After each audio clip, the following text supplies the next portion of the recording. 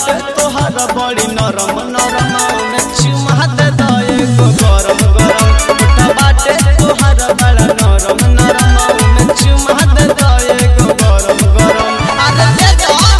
उठ बाटे तोहार बड़ा नरम नरम बाटे तोहार बड़ा नरम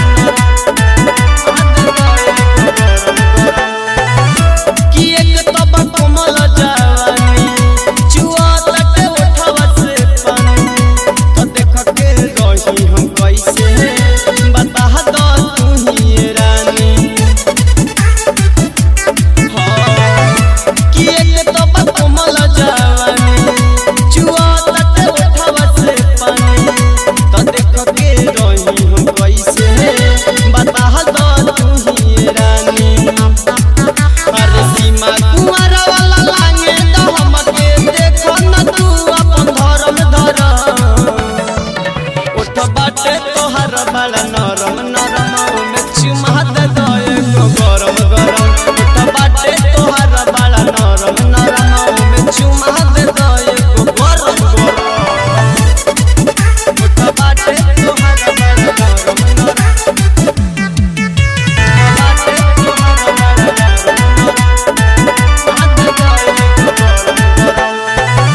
कि प्यारा वाला गाव भजन न देहिया के होई गजन तोरा जला छमन के सुना बनाइला तू सजन कि प्यारा वाला गाव भजन न देहिया के होई गजन तोरा जला छमन के सुना बनाइला तू सजन अरे पागलू ऐसन गोरा बदनिया कौना जन्म के होई कर